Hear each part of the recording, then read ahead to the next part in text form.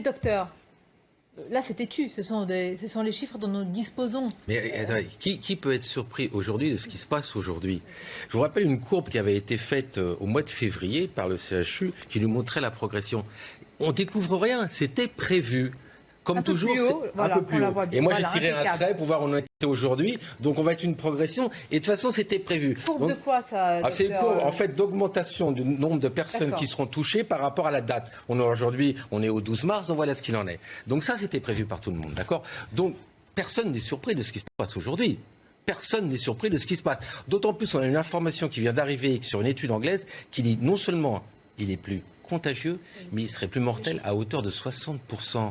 Donc voilà, on a tout qui ferait encore augmenter cette courbe. Et là, chaque jour, on a l'air de découvrir. Non, on découvre en fait ce qui s'est passé il y a un an. On est exactement dans la même situation. Et Farid El-Dizad, on n'a rien changé. On n'a pas été du tout. Mais qu'est-ce que vous auriez changé? Depuis un an, vous savez, les infirmières, les médecins, c'est vrai que ça ne se forme pas en deux coups de cuillère à peau. Le matériel, on peut le faire rapidement. Et je salue l'action de Valérie Pécresse qui a mis ça et de toi, Farida. Mais au-delà de ça, il faut du personnel. Ça fait un an qu'ils sont sur le terrain. Ils sont lessivés. Ils sont lessivés. Mais c'est toute une politique qui date depuis 10, 15, 20, 30 ans de serrer, regrouper. Ben voilà ce qu'on paye aujourd'hui. C'est clair, c'était précis. On n'arrive pas à le faire. Et excusez-moi, les propos du président de la République qui nous annonçait qu'on va monter 5 000 lits, 7 000 lits.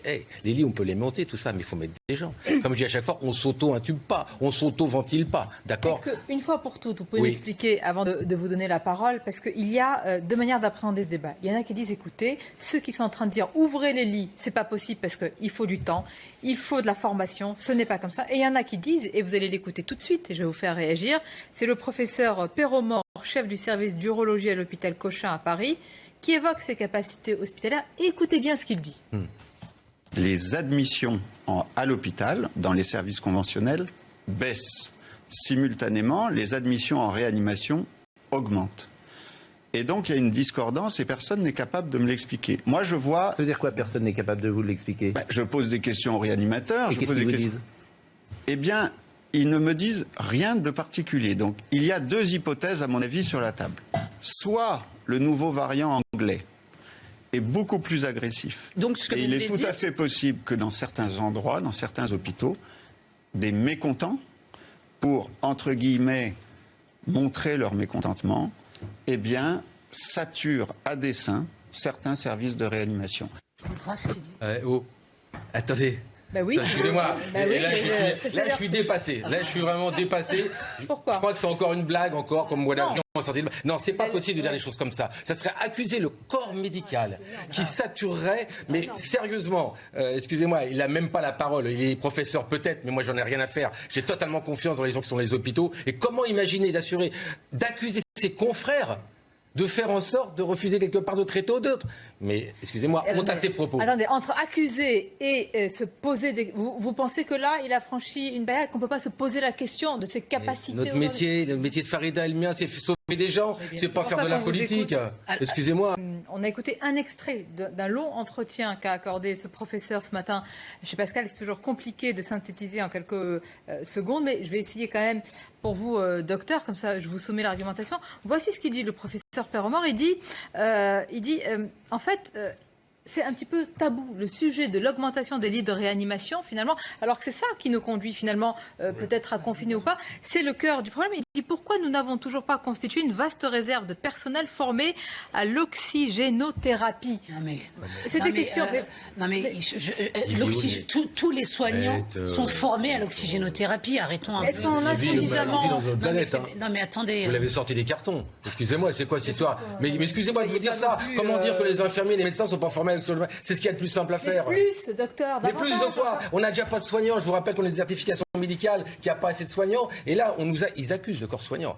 Quand ça vient du gouvernement, c'est-à-dire que le ministre de la Santé nous dit, vous les infirmiers, vous n'êtes pas bons, vous n'êtes pas vaccinés. Vous les médecins, vous ne vaccinez pas, vous n'êtes pas bons.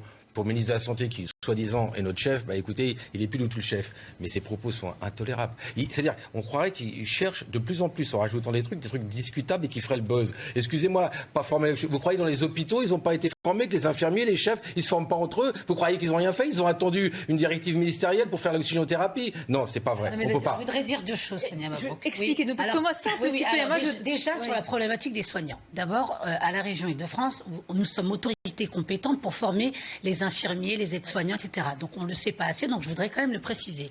Eh bien, en décembre 2021, on a augmenté 250 les capacités d'accueil. C'est plus de 250 infirmiers qui sont dans les écoles, dans toutes les écoles en Ile-de-France, plus 250. 250, ça veut dire qu'on a 250 étudiants là qui sont rentrés en septembre 2021. Mais ils ont leurs études à faire, ça veut dire 3 ans d'études. Donc ils sortiront dans 3 ans. Ces infirmiers, ils ne sont pas aujourd'hui opérationnels. Ils sont en stage. D'ailleurs, je vous rappelle aussi, Sonia, que nos étudiants infirmiers étaient sur le tarmac lors de la première vague. Ils étaient sur le tarmac et on avait aussi ce renfort Covid qui permettait d'avoir des ressources supplémentaires. La problématique aujourd'hui, c'est qu'on n'a pas ces mêmes ressources que le renfort Covid lors de la première vague. On voit que la deuxième vague, eh bien, il y a beaucoup de médecins, il y a beaucoup de soignants qui ne veulent plus aller faut le dire, alors. dans les Donc, cette réserve sanitaire, elle est épuisée. Non, mais là, il n'y a pas de réserve sanitaire. Au bout d'un an, c'était sur la bonne oui, mais c'est Et dans le reste. quand vous faites une guerre, vous savez, quand vous faites une guerre courte, vous avez de la réserve. Quand la guerre est longue, les réserves sont épuisées. C'est logique. Donc voilà, les réserves sont épuisées aujourd'hui. Donc on a cette conjonction de facteurs. Alors qu'on a une augmentation là. et que je vous dis à chaque fois, il y aura plus de décès en 2021 qu'en 2020 comme on est parti aujourd'hui, alors qu'on a la solution du vaccin. Et La solution, on va en parler. Une Parce pause, que les on va en parler vaccins parce que, docteur, vous allez tous répondre depuis vos postes respectifs, doute légitime ou irrationnel autour d'AstraZeneca. C'est pas rien, hein, compte tenu des stocks et de la tension. D'ailleurs, l'Organisation mondiale de la santé, pas de risque avec le vaccin AstraZeneca à l'instant. Et d'ailleurs, c'est Madame Buzyn travaillant dans l'OMS qui a envoyé ça. Non, c'est pas. Non, mais les chiffres. Quelle ironie il est. Il faut savoir par qui c'est signé. Vous qui avez ce badge, Oui, je suis vacciné. Peut-être oui. que vous êtes vacciné avec l'AstraZeneca d'ailleurs. Non, parce que je suis âgé et médecin. Donc j'ai été 62 ans, donc ça commence à tirer. Donc j'ai été vacciné au début avec l'ARN qui posait la plus grande question au début, c'était pas l'AstraZeneca, c'était l'ARN, hein, c'est clair. Mais cette annonce, qu'est-ce qu'elle a fait? J'ai un collègue qui vaccinait ce matin. Moins 10 personnes qui ne sont pas venues. Ce soir, j'en ai 20 à vacciner où j'ai tout programmé. Vous pouvez être sûr que sur les 20, il y en a qui ne vont pas venir. Maintenant, attendez, 30 sur 5 millions. Alors qu'en France, il y a 5 000 à 10 000 cas qui meurent de maladies thromboemboliques. C'est quoi cette histoire? Tout retard en termes de vaccination fera beaucoup plus de morts que ces cas qui ont été mis là. Voilà, et ça va aboutir où les gens, déjà, c'était pas facile, on a ramé les infirmiers pour convaincre, pour faire tout ça, et là on nous sort un truc de 30 cas sur 5 millions, on bloque tout, et même l'Italie l'a fait, donc c'est un pays quand même assez voisin qui a décidé, pas seulement ceux qui sont hauts et qui protègent bien, c'est qu'un pays qui est latin a décidé de le faire. Je pense comme ces démarches, c'est catastrophique. Aujourd'hui, il faut faire des études, bien sûr, mais il ne faut pas arrêter la vaccination. Elle est efficace. Il y a eu la phase 1, la phase 2, la phase 3 qui a été faite très bien par AstraZeneca, qui n'a pas montré ça. Je trouve que c'est aller très vite, d'accord, et là, mettre en danger la population sur le ralentissement. Docteur, celui ou celle qui va venir, là, parce que vous avez des rendez-vous déjà à caler. Il y en a qui ne vont pas venir, donc je vais perdre des doses ce soir. Parce que les doses, je ne pourrais pas comme c'est vendredi soir, ça sera pas... Qu'est-ce que vous allez appeler d'autres personnes sur une liste d'attente? Je vaccine de 19h à 22h. À 22h, quand je vais les appeler, ils seront en pyjama, ils ne vont pas venir se faire vacciner. Hein. Plus rapidement, et tu l'as dit, Farida, 30 cas sur 5 millions de maladies thromboemboliques, c'est inférieur à la moyenne nationale. C'est quoi cette histoire? Stop, il n'y a pas plus de morts de maladies thromboemboliques avec ou sans vaccin, c'est clair. Deuxième chose, tu l'as dit, il y a 10 000 décès par mois. Oh, on se réveille un peu. Il y a 10 000, là vous me parlez de 30 cas, il y a 10 000. Donc de freiner ça, excusez-moi, ça va aboutir... Mais 10 000 sur combien par la population? Non, c'est 10 000, non. Il y a 10 000 décès tous les mois en France par rapport au Covid. Dernière chose, ce qui est important dans une pandémie, c'est pas le nombre de contaminés, c'est le nombre de morts. C'est ça qui est important. Parce que si on ne meurt pas, on peut tous avoir le virus, ça ne pose pas de problème. Là, c'est le nombre de morts, d'accord? Et le nombre de morts, il ne faiblit pas, il ne fait que d'augmenter. C'est réa mort. Parce que quelqu'un qui rentre en réa n'en sort pas de la réa forcément. D'accord, il y en a que 6 sur 10 qui sortent de la réa aujourd'hui. Hein.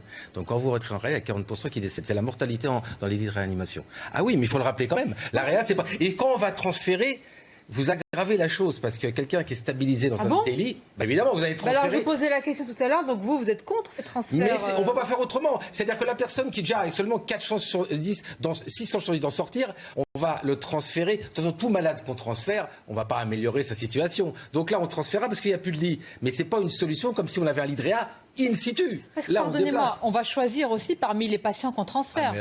Il y a ces choix-là dont on ne parle pas. Et les chefs de service... Ils sont prêts à ça depuis très longtemps. Bon. Et excusez-moi de vous dire, quand on reviendra, ils l'ont déjà fait lors de la première vague. Il faut arrêter de nous...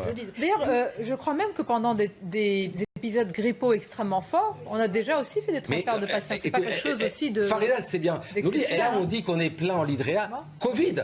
Oui. Mais il y a 2 ans, ces lits de réa étaient pleins d'autres pathologies. Donc on a déjà fait un choix de facto. Je me souvenais qu'il y avait... Voilà, exactement. On a fait le choix de facto de ne pas mettre des pathologies traditionnelles dans ces lits.